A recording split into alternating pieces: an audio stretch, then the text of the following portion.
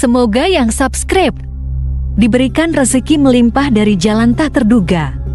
Dan yang like komen, dimudahkan jalannya menuju surga di hari akhir nanti. Sesungguhnya Fir'aun telah berbuat sewenang-wenang di muka bumi dan menjadikan penduduknya berpecah belah. Dia bertindak semena-mena, lalim, melampaui batas, lebih mementingkan kehidupan dunia dan berpaling dari ketaatan Rob yang Maha Tinggi. Fir'aun memecah menjadi banyak sekali golongan dan kelompok dan menindas sebagian di antara mereka. Fir'aun menindas Bani Israel yang berasal dari keturunan Nabi Yakub. Saat itu mereka adalah penduduk bumi terbaik. Mereka berada di bawah kuasa Raja Tiran yang zalim, yang memperbudak dan mempekerjakan mereka untuk pekerjaan-pekerjaan hina. Ada banyak faktor yang melatar belakangi perbuatan raja tersebut. Selain karena kebencian, ada juga faktor ramalan yang beredar pada saat itu. Bani Israel mengalami siksaan dan penyiksaan yang tak terkira. Nabi Musa diutus oleh Allah Subhanahu wa Ta'ala untuk membebaskan Bani Israel dan telah berulang kali memperingatkan Fir'aun agar membebaskan kaumnya. Namun Fir'aun tetap bersikeras dan menolak. Suatu hari Allah Subhanahu wa Ta'ala memerintahkan Nabi Musa untuk kembali kepada Fir'aun dan menunjukkan mukjizat. Di sana Nabi Musa menunjukkan beberapa mukjizat, termasuk mengubah tongkatnya menjadi ular raksasa dan di tangannya mengeluarkan cahaya. Namun Fir'aun tetap ingkar, dan dari situlah awal mula kehancuran Fir'aun dan pengikutnya. Tentang bagaimana detail kisah lengkapnya serta kelanjutan nasib Fir'aun, dari mana awal mula keangkuhan Fir'aun sampai mengakui dirinya sebagai Tuhan, serta dari mana sumber kekayaan Fir'aun yang sampai penasihatnya saja Qorun bisa membangun istana megah, akan dibahas lengkap di sini. Namun sebelum saya melanjutkan kisahnya, dimohon kepada pemirsa untuk menonton video ini sampai selesai supaya tidak ada kesalahpahaman dalam memahami isi cerita, serta mohon bantu channel ini semakin berkembang dengan cara subscribe dan berikan like serta komen positifnya. Semoga bantuan pemirsa sekalian menjadi amal jariah dan bernilai pahala di sisinya. Bismillahirrahmanirrahim. Fir'aun menguasai seluruh negeri. Seiring dengan makmurnya negeri Mesir, kekuasaan Fir'aun semakin hari semakin bertambah. Fir'aun berkuasa tanpa ada yang berani menentang, dan dia membuat keputusan sesuka hatinya. Bahkan dengan kesombongannya, dia sampai berani mengaku sebagai Tuhan. Gelar Fir'aun Raja Mesir kuno punya pengaruh besar yang diyakini sebagai seorang yang bertanggung jawab untuk melindungi dunia pada saat itu. Fir'aun bukanlah nama seseorang, melainkan sebutan dalam Al-Quran yang merujuk pada seorang Raja Mesir yang sombong, suka menindas, dan sering melampaui batas, yang hidup ketika Nabi Musa alaihi salam bayi sampai dirinya dibinasakan oleh Allah di Laut Merah.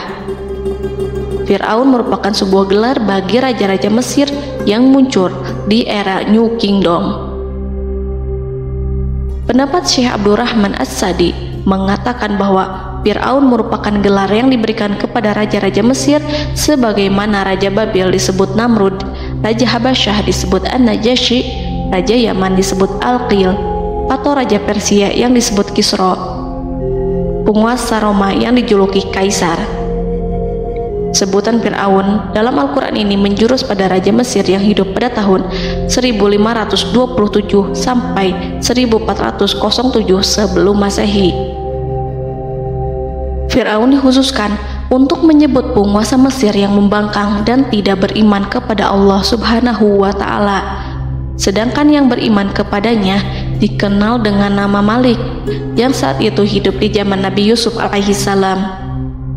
Sebagian ahli sejarah mengatakan bahwa penguasa Mesir pada masa Nabi Yusuf disebut Al-Malik atau Raja, tidak disebut Fir'aun, karena kedua penguasa ini berbeda asal daerahnya. Penguasa Mesir pada masa Nabi Yusuf berasal dari Mesir pesisir, sehingga mudah untuk menerima perubahan.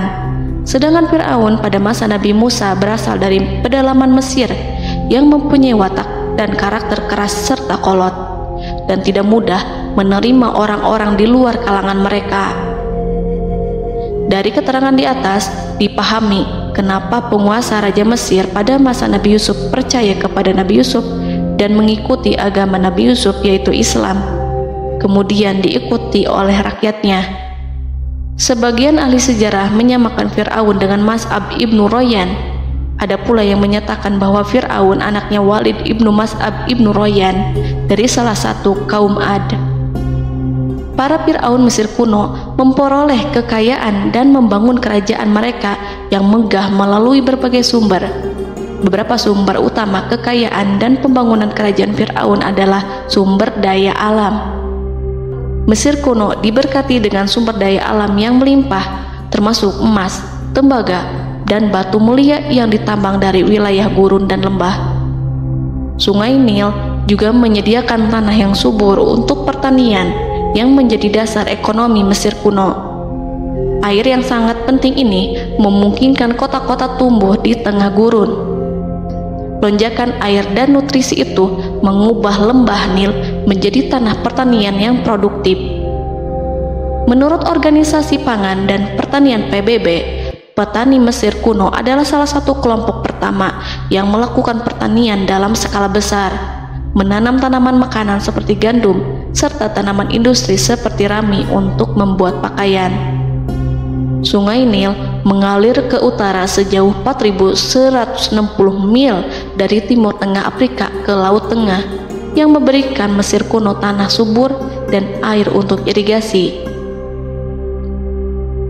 Untuk memaksimalkan pemanfaatan air Sungai Nil, petani Mesir kuno mengembangkan sistem irigasi cekungan. Mereka membangun jaringan tanggul berbahan tanah untuk membentuk cekungan. Kemudian mereka menggali saluran untuk mengarahkan air banjir ke dalam cekungan, di mana air akan menggenang selama sebulan hingga tanah jenuh dan siap untuk ditanami. Selain itu, Sungai Nil dapat dimanfaatkan untuk mengangkut material proyek-proyek konstruksi. Untuk mendapatkan manfaat dari Sungai Nil, orang yang tinggal di tepi sungainya harus mencari cara mengatasi banjir tahunan sungai ini. Untuk memprediksi apakah mereka akan menghadapi banjir yang bisa mengakibatkan panen buruk, orang Mesir kuno membangun nilometer atau pilar batu dengan tanda menunjukkan tingkat air.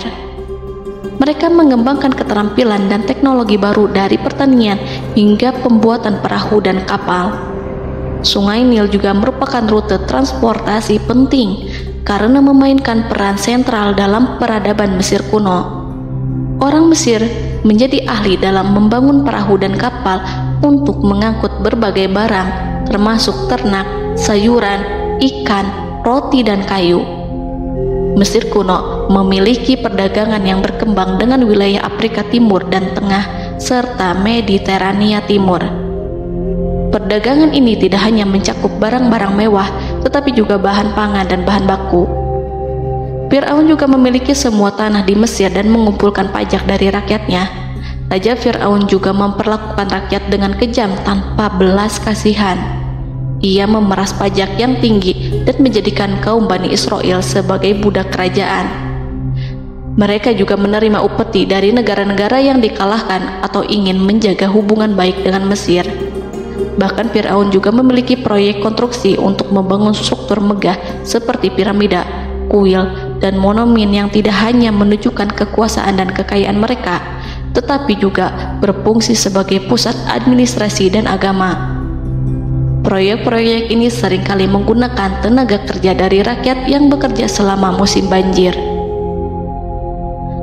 Kekayaan dan kerajaan megah Fir'aun merupakan hasil dari pengelolaan sumber daya yang efisien, eksploitasi sumber daya alam, dan kebijakan ekonomi yang cerdas. Ini semua mencerminkan kemajuan teknologi, organisasi sosial, dan kekuatan politik Mesir kuno. Kekayaan para Fir'aun Mesir kuno memang sangat luar biasa dan telah menjadi topik penelitian dan kekaguman selama berabad-abad. Fir'aun juga dikenal karena kehidupan mewah mereka. Sebagai penguasa Mesir kuno, Fir'aun hidup dengan kekayaan dan kemewahan yang hampir tak terbayangkan, yang mencerminkan kekuasaan dan status mereka.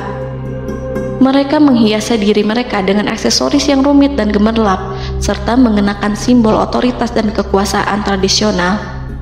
Dan Allah memberikan kepada Fir'aun berupa istidratuhul afiyah, yakni hidup sekian lama tanpa pernah merasakan sakit. Allah Subhanahu wa Ta'ala mengaruniai Fir'aun untuk bisa hidup selama 400 tahun tanpa sakit. Tentu hal tersebut sudah menjadi kehendak Allah Subhanahu wa Ta'ala, maka tidak ada satupun manusia yang bisa menghalangi, bahkan bagi seorang Fir'aun sekalipun yang terkenal dengan kezalimannya. Namun dengan karunia-Nya yang diberikan Allah tersebut bukannya menjadikan Fir'aun sebagai manusia yang bersyukur, tetapi malah membangkitkan kesombongan dan kesesataannya. Dan puncak kesombongan Fir'aun juga dicatat Al-Quran sebagai penguasa tangan besi dan manusia yang pernah mengaku Tuhan. Aku adalah Tuhan kalian yang maha tinggi.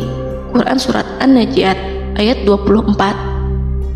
Fir'aun hidup selama 446 tahun. Selama hidupnya, Fir'aun memiliki tubuh yang sehat dan bugar tanpa pernah mengalami sakit, meski hanya berupa pusing atau flu sekalipun. Fir'aun bahkan tidak pernah merasakan kelelahan. Fir'aun tidak pernah merasakan perihnya lapar, kerongkongannya tidak pernah tersentuh panasnya dahaga. Seandainya dalam semalam saja Fir'aun dilanda sakit berupa pusing atau demam, maka ia akan sibuk untuk mengurus dirinya sendiri dan tidak berpikiran untuk mengaku bahwa ia adalah Tuhan. Hal ini pun dijelaskan dalam kitab Ihya Ulumuddin Al-Qut Al-Qulub oleh Imam Al-Ghazali. Sesungguhnya yang menyebabkan Fir'aun sampai berani mengatakan, "Aku adalah Tuhan kalian yang maha tinggi," hal ini disebabkan karena ia mengalami masa sehat dalam hidupnya yang begitu lama. Kekejaman Raja Fir'aun diikuti dengan kesombongannya. Ia enggan bersyukur atas kemakmuran yang dianugerahkan Allah Subhanahu wa Ta'ala. Ia justru menjadikan negeri Mesir penuh dengan kemusyrikan. Sungguh, dia Fir'aun termasuk orang-orang yang berbuat kerusakan, dan kami hendak memberi karunia kepada orang-orang tertindas di bumi, dan hendak menjadikan mereka pemimpin dan menjadikan mereka orang-orang yang mewarisi bumi. Dan kami teguhkan kedudukan mereka di bumi, dan kami perlihatkan kepada Fir'aun dan Haman bersama bala tentaranya apa yang selalu mereka takutkan dari mereka. Surat Al-Qasas ayat 1-6.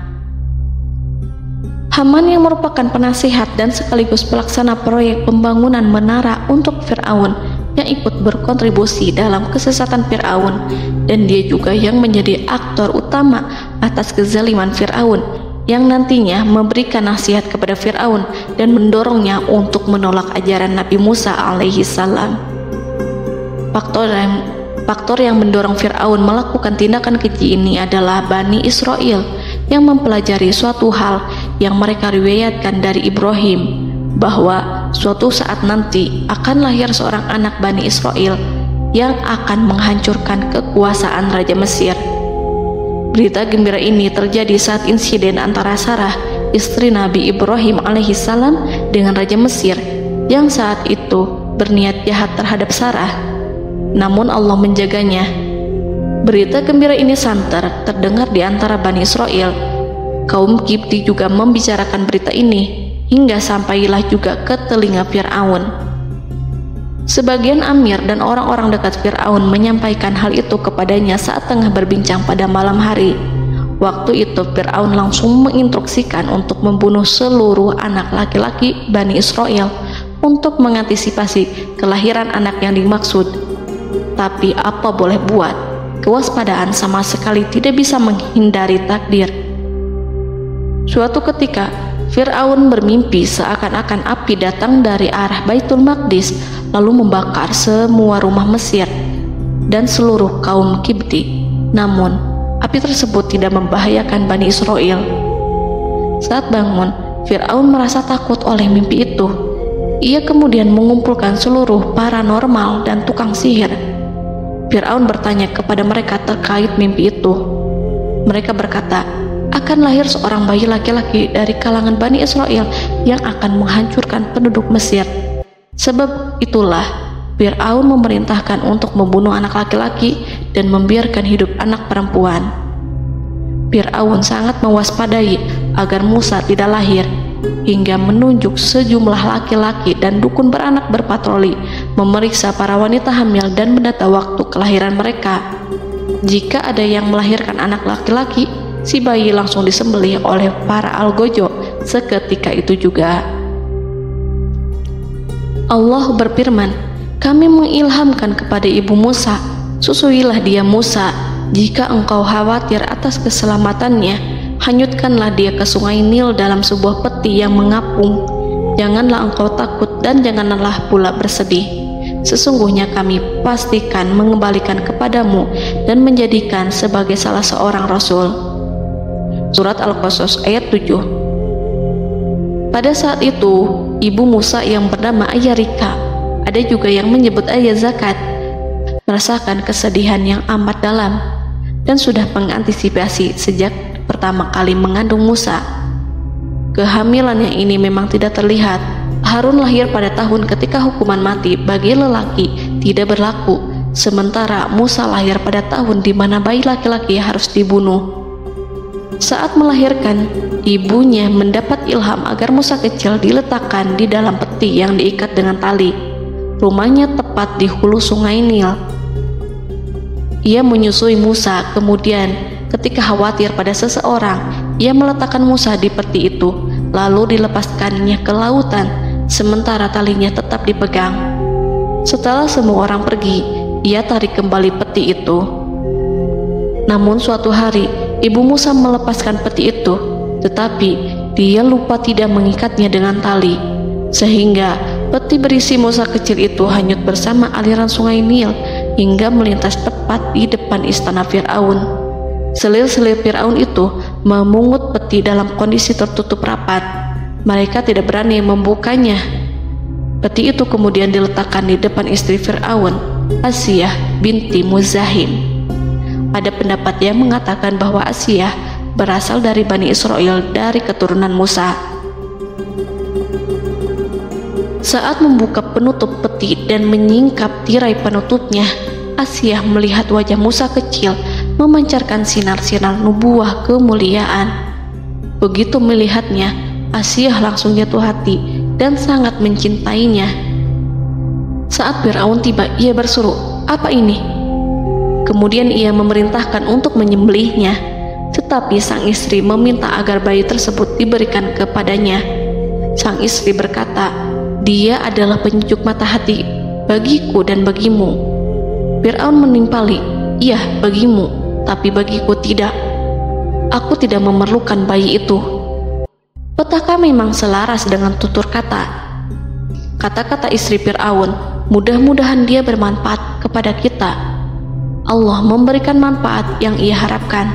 Di dunia, Allah memberikan hidayah padanya melalui sosok Musa, dan di akhirat, Allah menempatkan dia di surganya karena Musa. Atau kita ambil dia menjadi anak. Keduanya pun mengadopsi Musa karena mereka berdua tidak punya anak.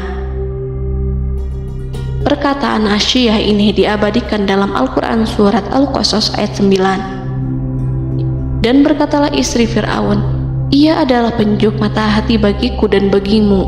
Janganlah kamu membunuhnya. Mudah-mudahan ia bermanfaat kepada kita, atau kita ambil ia menjadi anak, sedangkan mereka tidak menyadari." Dalam ayat ini, Allah Subhanahu wa Ta'ala berfirman yang artinya, sedangkan mereka tidak menyadarinya. Ibnu Katsir menjelaskan maksud dari ayat ini, mereka tidak mengetahui apa yang dikehendaki Allah, bahwa di tangan anak itulah terjadinya kehancuran masa depan Fir'aun dan bala tentaranya. Mereka tidak mengetahui hukuman besar Allah yang dikehendaki terhadap Fir'aun dan pasukannya. Mereka tidak tahu bahwa Allah menakdirkan mereka untuk memungutnya. Saat Musa tinggal di kediaman Fir'aun, pihak keluarga ingin menyusuinya. Namun Musa tidak mau menerima susu wanita manapun. Ia juga tidak mau makan, hingga mereka dibuat bingung karenanya. Mereka berusaha sebisanya untuk memberi Musa makan, namun Musa tidak mau. Seperti yang Allah sampaikan dalam surat Al-Qasas ayat 12. dan kami cegah dia Musa menyusu kepada perempuan-perempuan yang menyusuinya sebelum itu. Mereka kemudian mengirim Musa bersama para dukun beranak dan sejumlah wanita ke pasar. Mungkin Musa mau menyusu pada seorang wanita di sana. Saat semua orang berdiri di hadapan Musa, saudari Musa melihatnya. Ia tak memperlihatkan sikap seakan-akan mengenal bayi yang sebenarnya adalah adiknya. Mereka kemudian pergi bersama saudari Musa itu ke kediaman Musa. Musa kecil kemudian digendong ibunya untuk menyusui bayi itu. Bayi yang tidak lain adalah anaknya sendiri, langsung menyusu dengan lahap. Melihat hal itu, mereka merasa sangat puas dan gembira. Mereka pun melaporkan peristiwa yang sangat menggembirakan itu kepada Asia. Asia meminta agar perempuan yang tidak lain adalah ibunya Musa itu untuk menetap bersamanya dan memohon kebaikan serta kesediaannya. Namun perempuan itu menolaknya seraya berkata, "Sesungguhnya aku mempunyai suami dan anak-anak yang tidak bisa aku tinggalkan. Akan tetapi aku siap melakukan jika bayi itu dibawa kepadaku ke rumahku." Akhirnya Asia mengutus ajudan kerajaan untuk menyerahkan bayi itu kepada ibunya Musa untuk disusui secara rutin.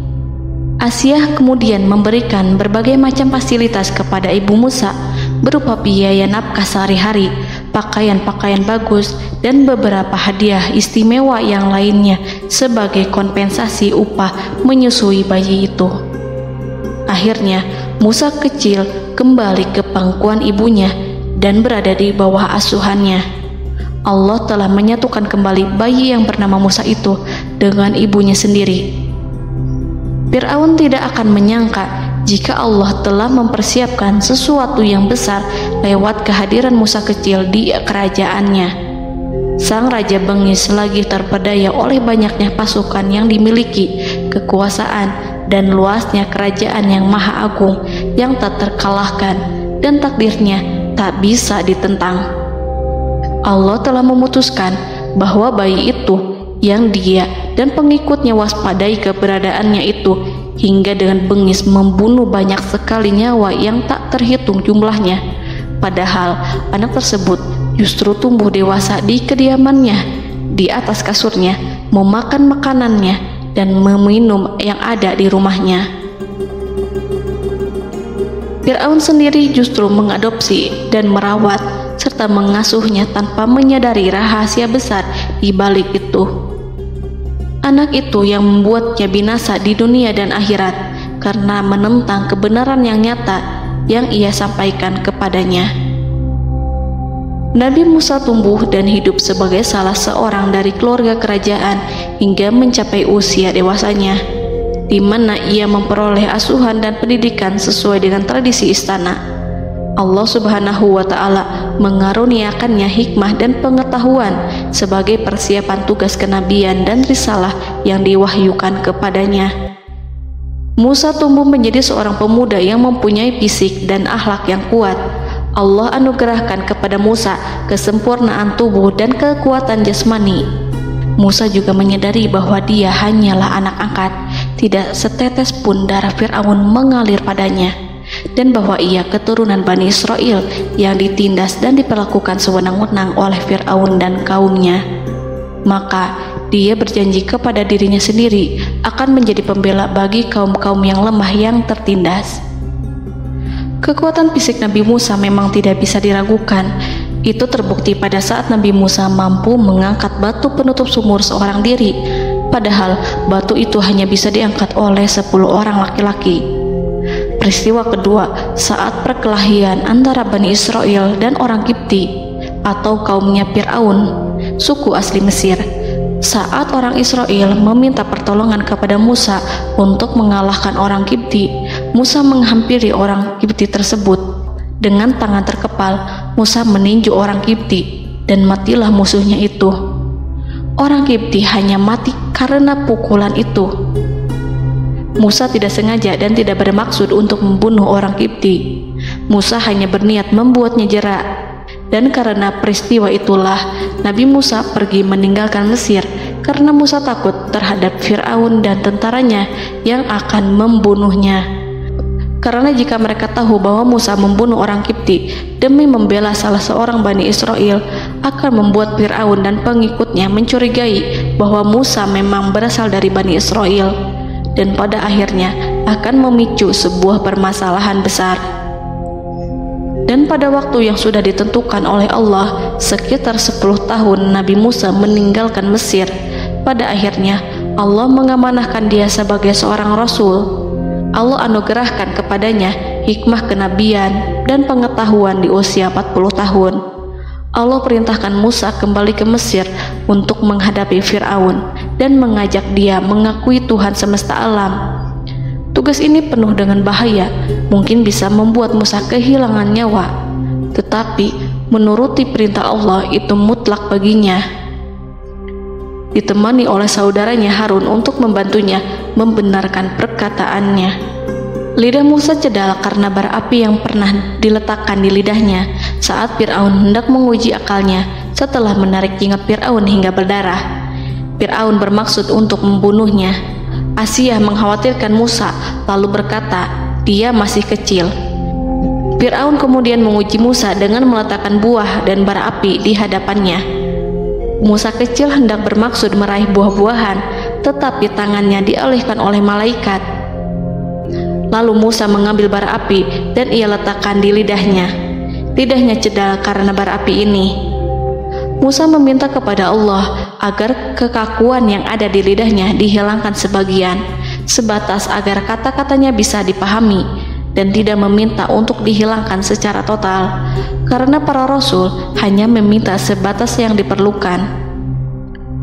Pergilah kamu kepada Fir'aun, karena dia benar-benar telah melampaui batas, maka berbicaralah kamu berdua kepadanya dengan kata-kata yang lemah lembut. Mudah-mudahan dia sadar atau takut. Quran Surat Toha ayat 42-43. Ini merupakan sifat santun dan kasih sayang serta rahmat Allah terhadap makhluknya, meski Allah mengetahui kekafiran dan kesewenang-wenangan dan kesombongan Fir'aun.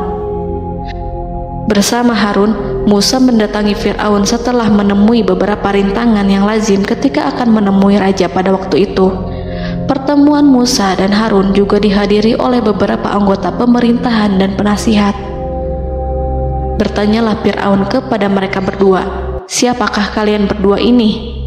Musa menjawab, kami Musa dan Harun adalah pesuruh Allah agar kamu membebaskan Bani Israel dari perbudakan dan penindasanmu dan menyerahkan mereka kepada kami agar mereka menyembah kepada Allah dengan leluasa dan menghindari siksaanmu.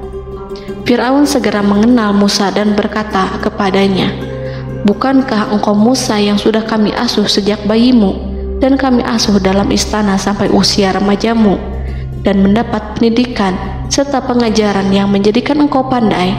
Dan bukankah engkau yang melakukan pembunuhan terhadap diri daripada seorang dari golongan kami? Sudahkah engkau lupa terhadap itu semua dan tak ingat akan jasa kami kepadamu? Musa menjawab, bahwasannya engkau telah mengurus aku sejak kecil. Itu bukanlah jasa yang dapat kamu banggakan, karena jatuhnya aku pada tanganmu akibat dari kekejaman dan kezalimanmu tatkala engkau memerintah agar orang-orangmu menyembelih setiap bayi laki-laki yang lahir, sehingga ibuku membiarkanku mengapung di sungai Nil dan aku dipungut oleh istrimu, sehingga selamatlah aku dari pengejaranmu dan penyembelihanmu. Dan kebaikan yang engkau sebutkan itu sebanding dengan perlakuanmu terhadap sebuah suku bangsa besar, yaitu Bani Israel secara keseluruhan, karena engkau telah menindas dan menjadikan mereka budak-budak untuk melayanimu. Dan mengenai pembunuhan itu merupakan kehilafanku, lalu aku lari darimu karena aku takut kepadamu. Namun peristiwa itu merupakan rahmat dan hikmah yang terselubung bagiku, sebab dalam perantauanku setelah aku melarikan diri dari negerimu ini, Allah Subhanahu wa Ta'ala mengaruniakanku dengan hikmah ilmu dan mengutus aku sebagai Rasul. Maka dalam rangka tugasku sebagai Rasul, datanglah aku kepadamu atas perintah Allah untuk mengajak engkau dan kaummu untuk menyembah Allah dan meninggalkan kezaliman serta penindasanmu terhadap Bani Israel yang kau pekerjakan dan perbudak mereka untuk melakukan pekerjaan dan melayanimu. Fir'aun bertanya, siapakah Tuhan yang engkau sebut-sebut itu, hai Musa? Adakah Tuhan di atas bumi ini selain aku yang patut disembah dan dipuja? Musa menjawab, ya, yaitu Tuhanmu dan Tuhan nenek moyangmu serta Tuhan alam semesta. Fir'aun bertanya, siapakah Tuhan alam semesta itu? Musa menjawab, ialah Tuhan langit dan bumi dan segala yang ada di langit dan di bumi. Berkatalah Fir'aun kepada para penasehatnya dan para pembesarnya, sesungguhnya Rasul yang diutus kepada kamu ini adalah seorang yang gila. Kemudian ia balik bertanya kepada Harun dan Musa, siapakah Tuhan kamu berdua? Akulah Tuhanmu yang paling tinggi. Surat An-Najiat ayat 23-24. Dan Fir'aun berkata, wahai para pembesar kaumku, aku tidak mengetahui ada Tuhan bagimu selain aku. Quran Surat Al-Qasas ayat 38. Fir'aun menentang, padahal ia tahu bahwa ia adalah hamba yang diatur dan Allah lah yang menciptakan dan memberi bentuk rupa, dan mereka mengingkarinya karena kezaliman dan kesombongannya, padahal hati mereka meyakini kebenarannya. Maka perhatikanlah bagaimana kesudahan orang-orang yang berbuat kerusakan. Quran Surat An-Naml ayat 14. Fir'aun beralih memakai kekuasaan dan wibawa yang ia miliki. Fir'aun berkata, jika engkau menyembah Tuhan selain aku akan memasukkanmu ke dalam penjara. Musa berkata, apakah engkau akan melakukan itu sekalipun aku tunjukkan kepadamu suatu bukti yang nyata? Fir'aun menjawab, tunjukkanlah sesuatu yang nyata itu. Maka Musa melemparkan tongkatnya. Tiba-tiba tongkat itu menjadi ular besar, dan Musa mengeluarkan tangan dari dalam bajunya. Tiba-tiba tangan itu menjadi putih bercahaya. Saking ketakutannya hingga membuat Fir'aun terkena diare. Dalam sehari lebih dari 40 kali buang air. Namun Fir'aun sebagai raja yang mengaku Tuhan tentu tidak akan begitu saja menyerah kepada Musa, walaupun telah diperlihatkan 2 mukjizat. Bahkan Fir'aun berkata kepada kaumnya yang dikhawatirkan terpengaruh oleh mukjizat Musa bahwa apa yang dilakukan Musa merupakan sihir, dan Musa Harun adalah ahli sihir yang datang dengan maksud menguasai Mesir. Salah satu penasehatnya, yaitu Haman, mengusulkan agar mengumpulkan semua ahli sihir dari berbagai penjuru kerajaan untuk bertanding mematahkan sihir Musa, yang tanpa pikir panjang Fir'aun setujui. Fir'aun pun berkata kepada Musa, apa yang kau bawa ini adalah sihir. Kami akan melawanmu dengan sihir yang sama. Fir'aun pun kemudian meminta Musa untuk bertemu pada waktu dan tempat yang disepakati, dan langsung disetujui Nabi Musa tanpa ragu sedikit pun. Inilah salah satu tujuan terbesar Musa untuk memperlihatkan ayat-ayat hujah dan bukti-bukti nyata Allah di hadapan halayak ramai. Dengan berbekal pertolongan Allah, Musa yakin akan menang melawan para ahli sihir itu. Maka pada waktu yang sudah ditetapkan, yakni pada permulaan hari, saat cahaya matahari mulai terik menyengat, sehingga kebenaran akan terlihat terlebih jelas dan nyata, orang-orang berbondong-bondong menuju tempat yang sudah ditentukan untuk melihat pertandingan sihir yang sudah dihadiri ribuan tukang sihir. Menurut Muhammad bin Ka'ab, mereka berjumlah 80.000 ahli sihir. Mereka sudah dijanjikan hadiah dan uang yang besar jika berhasil mengalahkan Musa. Para penyihir istana berkata, wahai Musa, apakah engkau yang mau lebih dahulu ataukah kami?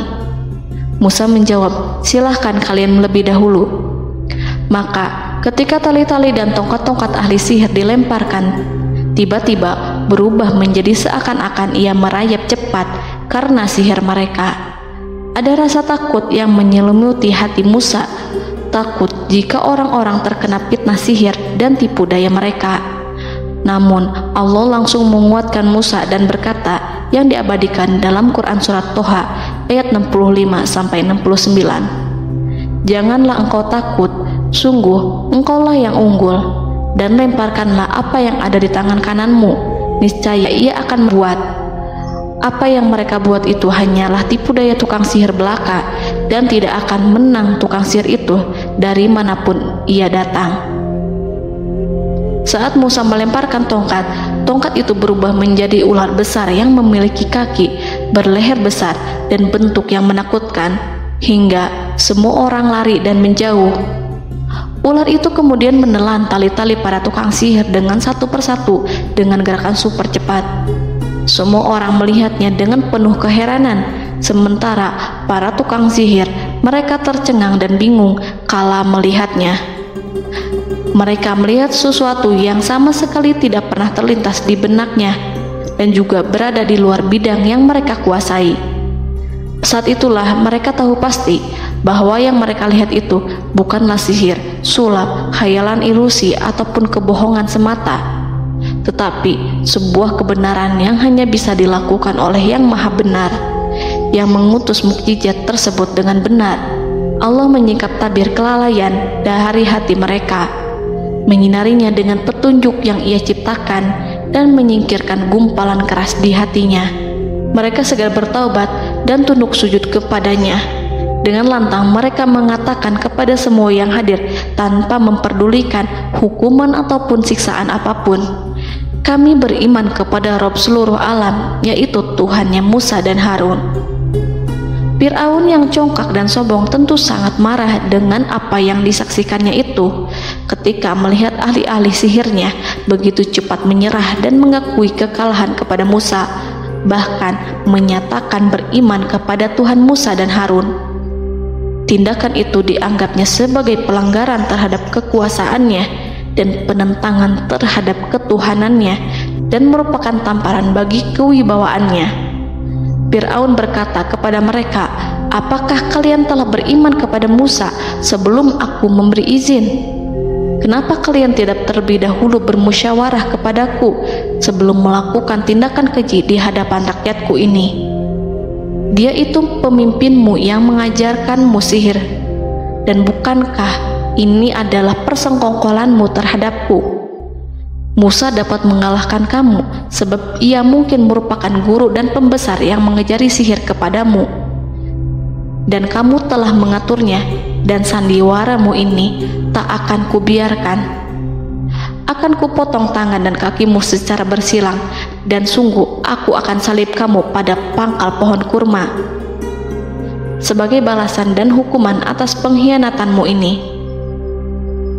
Walaupun melihat langsung kebenarannya, Fir'aun tetap tidak percaya.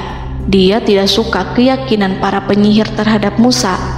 Para penyihir itu yang telah mengakui keimanan mereka kepada Allah tak merasa gentar ataupun takut, karena ketika para tukang sihir itu sujud, mereka melihat rumah dan istana-istana di surga yang telah dipersiapkan untuk mereka. Semuanya dirias untuk menyambut kedatangan mereka. Karena itu mereka tidak peduli dengan ancaman Fir'aun. Setelah peristiwa kekalahan penyihir Fir'aun dengan mukjizat Nabi Musa itu, Fir'aun serta penasihat dan para pembesarnya termasuk Haman merencanakan penindasan yang lebih kejam untuk kaum Bani Israel dan merencanakan pembunuhan terhadap Nabi Musa.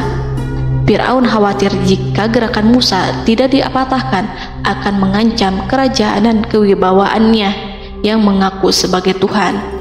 Walaupun sudah diingatkan oleh orang mukmin dari kalangan keluarga Fir'aun agar tidak membunuh Nabi Musa dan menyeru kembali menuju jalan yang benar dan mengingatkan kepada akibat yang buruk yang akan didapati nanti, namun Fir'aun dan penasihatnya tetap berada pada kesesatan.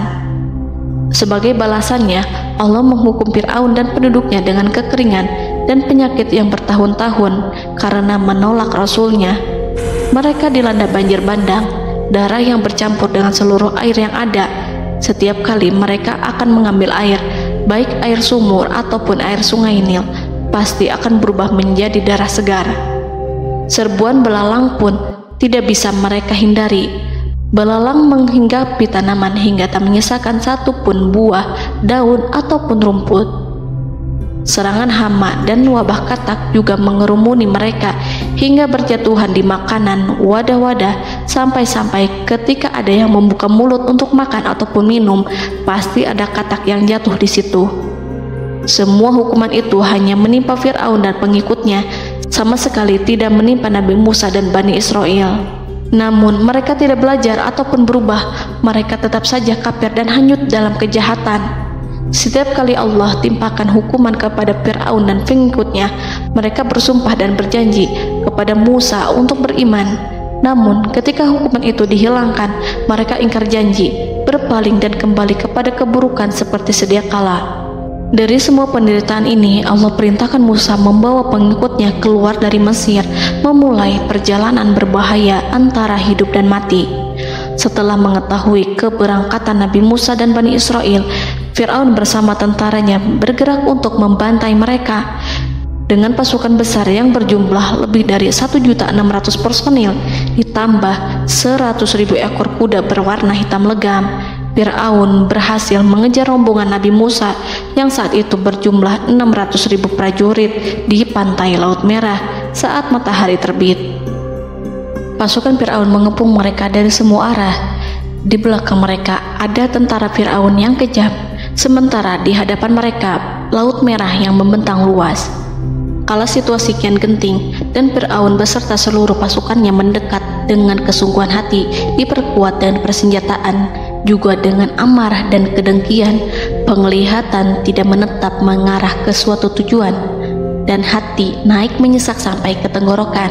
Saat itulah Yang Maha Penyantun lagi kuasa, Rob Arsy yang mulia, mewahyukan kepada Musa, "Pukullah laut itu dengan tongkatmu."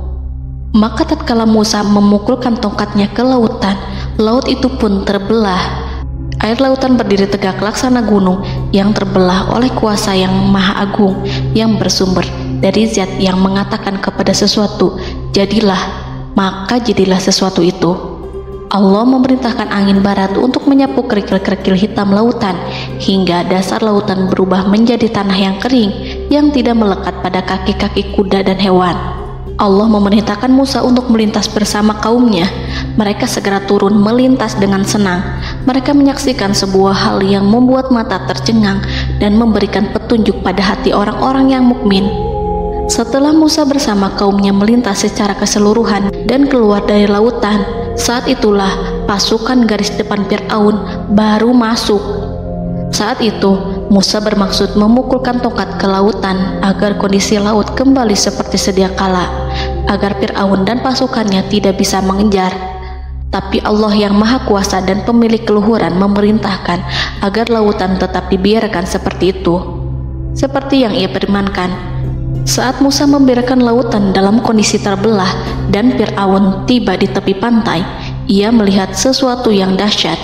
Kondisi ini membuatnya tercengang, dan ia tahu betul bahwa apa yang dilihatnya adalah pekerjaan Rob Arsy yang mulia, seperti halnya mukjizat lain yang pernah ia lihat sebelumnya. Fir'aun berhenti dan tidak maju. Ia menyesal karena mengejar Bani Israel dalam situasi seperti ini, di saat penyesalan tiada lagi membawa guna. Namun Fir'aun memperlihatkan sikap tangguh dan kuat di hadapan para pasukannya dan memperlakukan mereka layaknya musuh.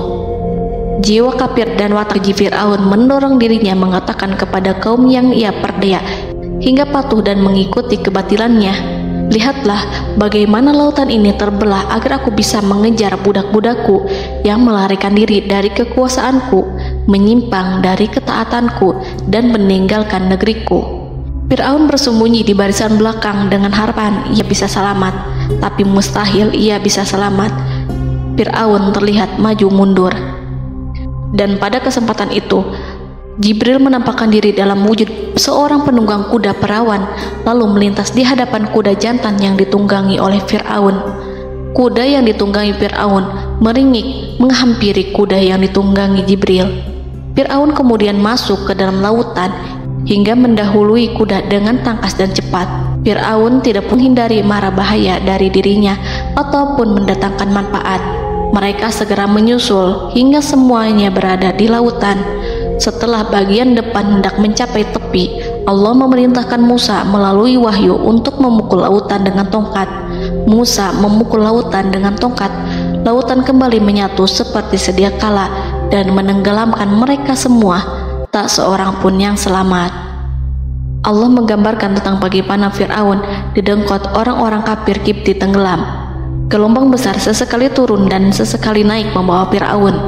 Bani Israel melihatnya dan juga pasukannya. Seperti apa siksa dan petaka besar yang Allah timpakan kepadanya dan juga pasukannya, agar Bani Israel senang dan lega. Saat Fir'aun menyaksikan kematian dan mulai sakarat, ia kembali kepada jalan kebenaran dan bertaubat, serta beriman pada saat keimanan tiada lagi membawa guna. Seperti yang Allah sampaikan dalam ayat yang lain, sesungguhnya orang-orang yang dipastikan mendapat ketetapan Rabb-Mu tidaklah akan beriman meskipun mereka mendapat tanda-tanda kebesaran Allah hingga mereka menyaksikan azab yang pedih. Quran Surat Yunus ayat 96-97.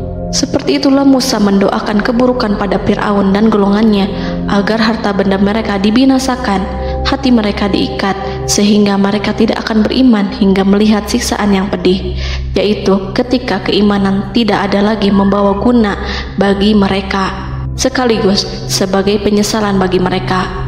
Allah berfirman kepada Musa dan Harun saat keduanya mengucapkan doa tersebut, sungguh telah diperkenankan permohonan kamu berdua. Quran Surat Yunus ayat 89. Siksaan yang ditimpakan kepada Fir'aun dan pasukannya ini merupakan jawaban atas doa Musa dan saudaranya Harun. Dalam hadis riwayat Imam Ahmad, Rasulullah Shallallahu Alaihi Wasallam bersabda, saat Fir'aun berkata, aku percaya bahwa tidak ada Tuhan melainkan Rabb yang dipercaya Bani Israel, Jibril berkata kepadaku, wahai Muhammad, andai kau melihatku saat mengambil pasir lautan, lalu aku sumpalkan ke mulutnya karena khawatir jika rahmat menghampirinya. Ibnu Abbas dan lainnya mengatakan, sebagian Bani Israel meragukan kematian Fir'aun, bahkan ada yang menyatakan bahwa Fir'aun tidak mati. Allah kemudian memerintahkan lautan untuk mengapungkan jasad Fir'aun. Menurut pendapat lain, Fir'aun terangkat ke permukaan air. Ibnu Abbas dan lainnya mengatakan sebagian Bani Israel meragukan kematian Fir'aun, bahkan ada yang menyatakan bahwa Fir'aun tidak mati. Allah kemudian memerintahkan lautan untuk mengapungkan jasad Fir'aun. Maka pada hari ini kami selamatkan jasadmu, yaitu dengan mengenakan baju perang yang dengannya kau dikenali, agar engkau dapat menjadi pelajaran bagi orang-orang yang datang setelahmu, yaitu agar kau menjadi bukti bagi Bani Israel atas kekuasaan Allah yang membinasakan Fir'aun. Karena itu, sebagian salaf membaca kemungkinan yang dimaksud adalah kami menyelamatkan jasadmu beserta baju perangmu agar kau menjadi pelajaran bagi orang-orang setelahmu dari kalangan Bani Israel, dan mereka tahu bahwa kau telah binasa. Wallahu a'lam.